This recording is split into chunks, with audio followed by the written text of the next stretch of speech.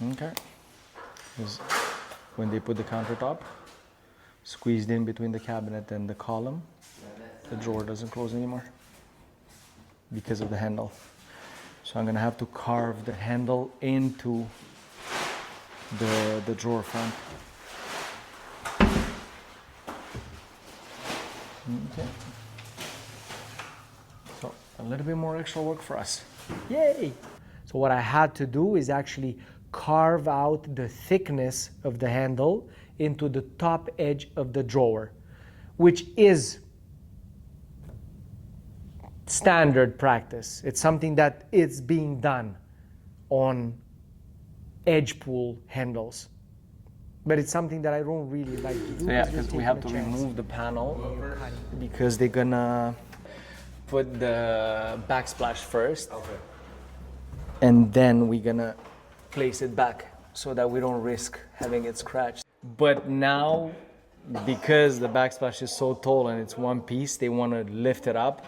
There's a high chance of touching this or this. And this is wood grain, stain, this is fluted panels. So we don't want to touch any of them. Yeah, the issue is that this sits on the edge of the drawer. So I had to make a little notch so that I can integrate the thickness of the edge pull into the drawer front, making the top leveled, perfectly flush. And now, as you can see, it works perfect. But it was just a little bit of extra work for me. The countertop had to be squeezed in between the side frame and the under panel. And I'm assuming it pushed down a little bit. So now it touches the top part of the handle, and it cannot. So I'm going to sink in the handle into the front of the drawer, making a notch to accommodate the thickness of the handle. And then we're going to have, instead of the handle touching the countertop, we're going to have a little bit more than a 1/16 of an inch gap between the top of the handle and the countertop, hopefully. But to my surprise, they came in with the counter and it was actually thicker, not only thicker than 3/4, which I have used as a spacer, but it was thicker than 3/4 plus my 3 layers of foam, which added to, I would say, close to 1/8 of an inch maybe. So most likely his countertop was over 7/8 of an inch when it went into that space. So because my space was just fitting his counter, it pressed a little bit on the lower cabinets. Because we have the edge pull handles that I absolutely love. One of the handles on one of the drawers, which was just a tiny little bit higher than the other ones, touched the underside of the countertop. So therefore you couldn't use that drawer. And luckily they have put tape on it to protect it. Because if you would have closed only once that drawer, it would have scratched against the underside of the countertop, which is stone, and I would have had to change the handle. So thank you very much, Duval and Jose, whoever did the tape there, for not scratching the handle.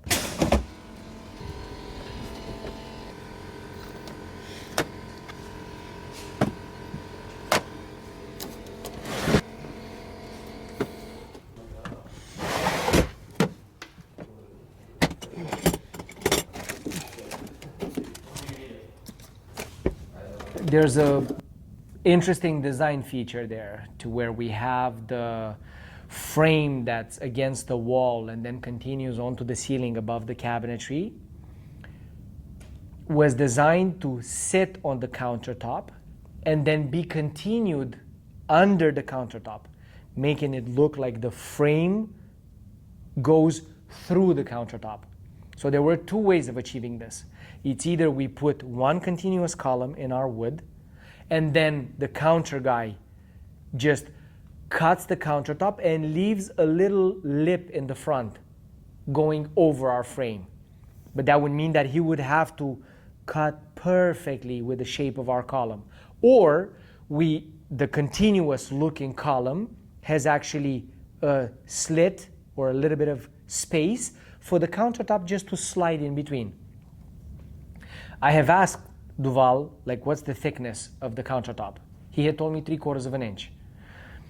Looking back now, it would have been good to have the actual countertop and place it as a temporary spacer in between the column and the cabinet under it. But we didn't have it.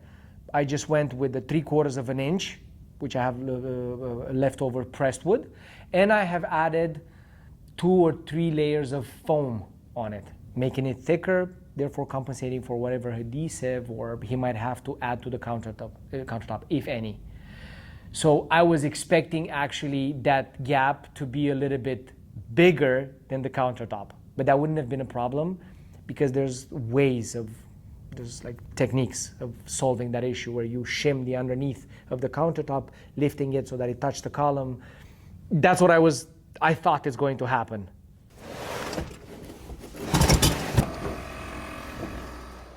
We have this beautiful vanity that has remember, we made them the U-shaped drawers with the cutout to accommodate the plumbing.